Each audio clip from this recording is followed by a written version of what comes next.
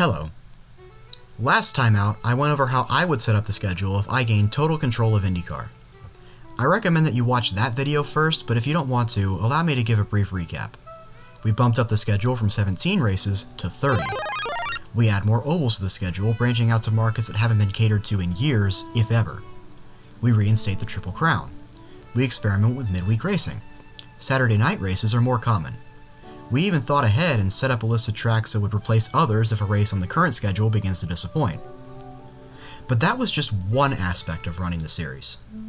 How does everything else shake out? Today, I go over the behind-the-scenes executive decisions that I would make if I were in charge.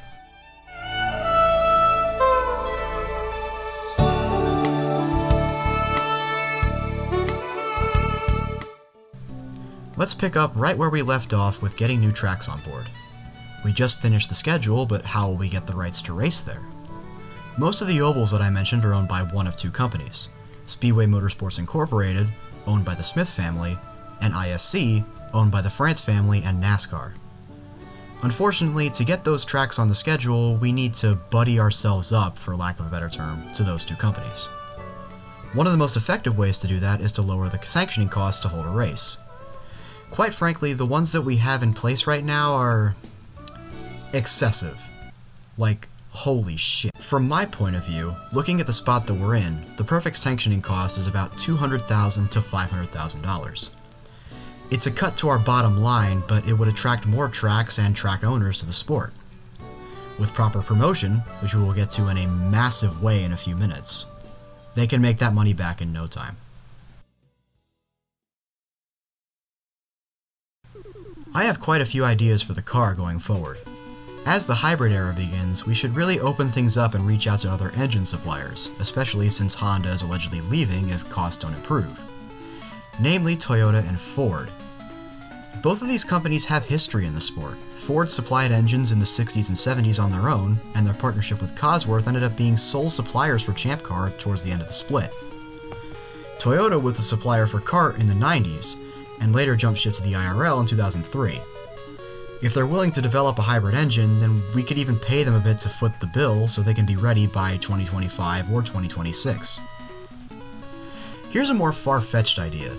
Do you remember the American Speed Association? If you don't, it was a stock car racing series back in the 70s and 80s that focused on short tracks. Back in the ASA's heyday, they had a system where you could essentially get equipment straightforward for free and work out payments later through sponsorships and winnings. It was essentially a lease program for a race car. I have no idea whether or not Dallara would ever agree to such a thing at the IndyCar level, but it's worth a shot. At the least, we can try it for Indy Lights to prove the concept, because having only 3 full-time teams in the series is kinda concerning. Lastly, we should begin to work with Dallara towards a new chassis.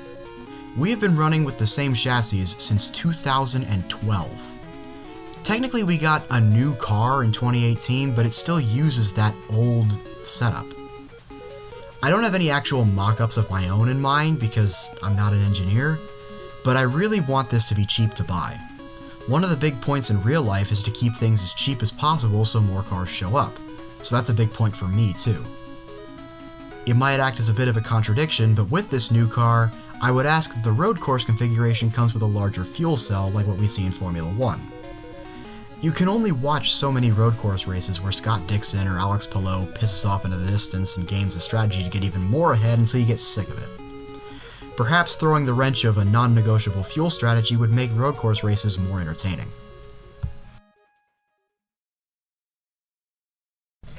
Proper promotion is a massive deal for me. Simply put, the IndyCar series needs to do better in terms of promoting their drivers, their races, and their teams. First thing, upping the commercial budget. There are commercials out there for the Indy 500, but other races, they exist, but they're not really present. Having ads come up more often on NBC would get our names out there to those who might be interested in watching our product. Not only should we promote the races better so that people actually know there's a race this weekend, but we should also make the drivers sound like a big deal. These are the best all-around race car drivers on the planet, so we should market them as such.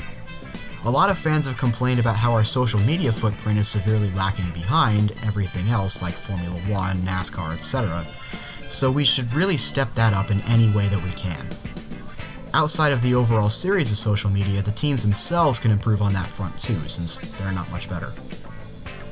Straying away from commercials, we should really get better international ways to watch.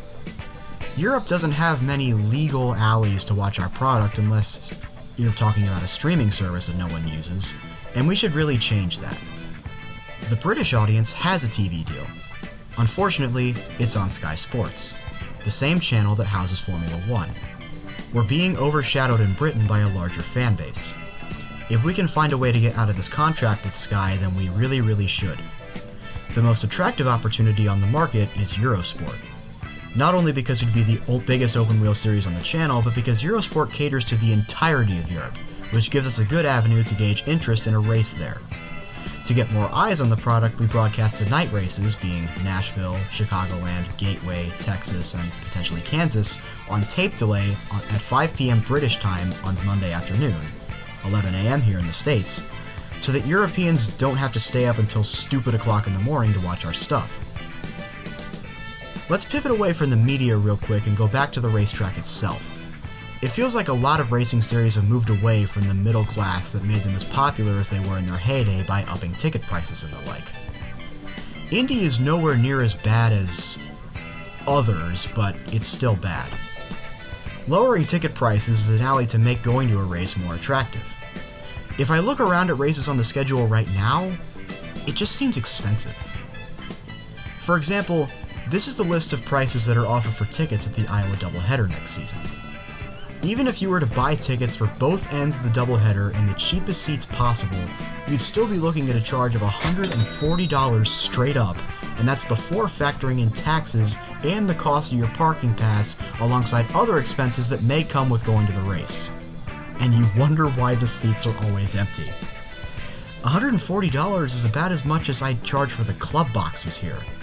That is entirely too much for the cheapest seats in the house. If I were to set these prices, then the seats in the turns would be about $15 to $20 a piece. To add more to the attractiveness, if you buy a ticket to the big race, you can get to the Indy Lights race for free with the same ticket if they're also there that week. Not only would you be able to see the present day greats of the series, but the future too. Back to television presentation. While NBC does a good job with broadcasting races, it feels like only having one channel doing the entire season hinders our growth. As their TV deal is expiring next year, I would renegotiate so that NBC does one half of the year, while another channel does the other half. That's part of the reason why I set up an off week after Iowa. It's to give the other channel some time to prepare. To keep NBC on board, we promised them the rights to the first half, broadcasting the Indy 500, while letting them do the entire Indy Lights season on the USA Network. As for the Peacock deal, I would put exclusive interviews with drivers on the service along with full race replays of the year's races for both the big leagues and Indy Lights until the end of the season, which they would then go on to something entirely new, which we will get to near the end. As for the other channel, the main candidate in my mind is CBS. They're just getting back into the swing of things with broadcasting racing, with current day coverage of Formula E and formerly doing Stadium Super Trucks and the SRX series.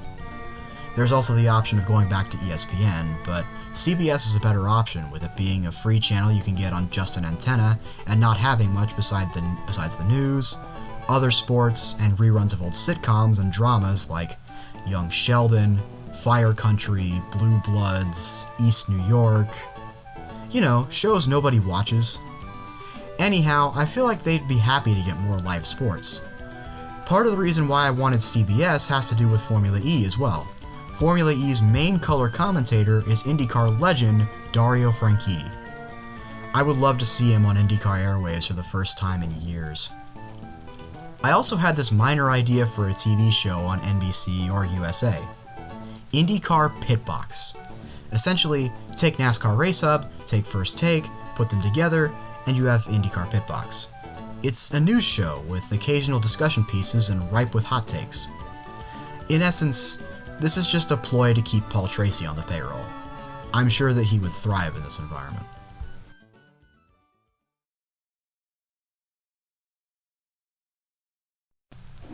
The last big overarching point that I wanted to make is making a bigger deal of the Road to Indy ladder.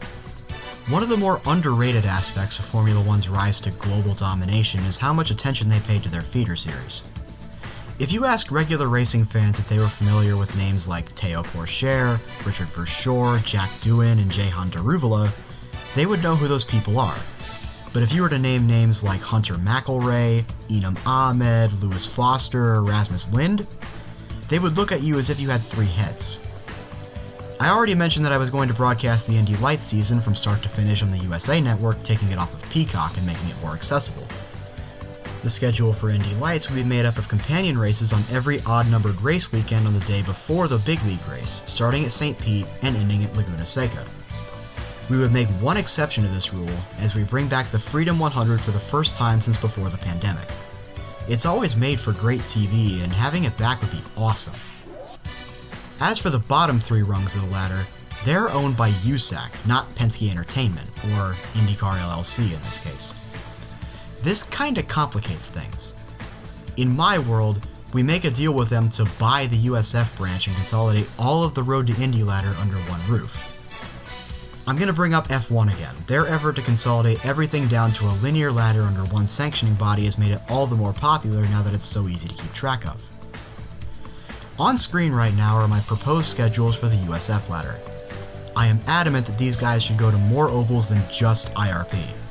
For the Pro Series, we not only go to IRP, but also New Hampshire, Gateway, Richmond, Chicagoland, and Kansas. Chicagoland and Kansas are on the schedule to get them used to the big ovals, which they will be very familiar with when they get to the Indy Lights and the big leagues. USF 2000 goes to IRP, Gateway, and Pikes Peak as practice with the short tracks. The USF Juniors go to just IRP. I really want to avoid cases like Mario Marias, Jack Hawksworth, and EJ Viso, making it to Indy Lights or even the big leagues with minimal, if any, oval experience. For presentation, all of the USF series need more than just static cameras 50 feet away from the track. Get them a TV deal that has actual production value. This is the trade-off that gets CBS on board. They get to do the second half of the season and cover the season finale, along with broadcasting every USF series race on CBS Sports Network.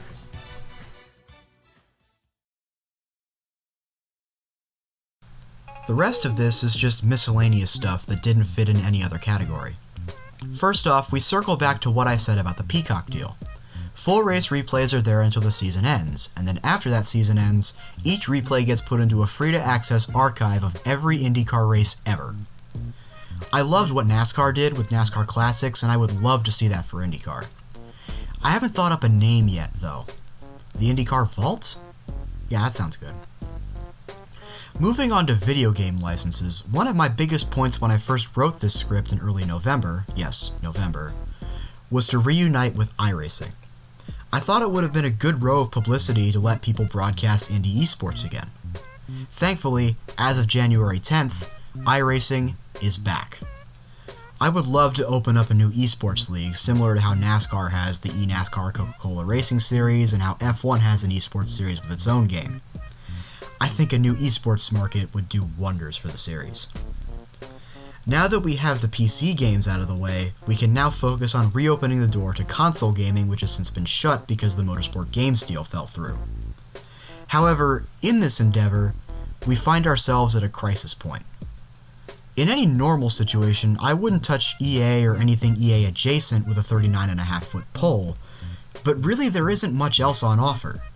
I wouldn't want to overwhelm iRacing's new console division with another game on top of their new NASCAR project.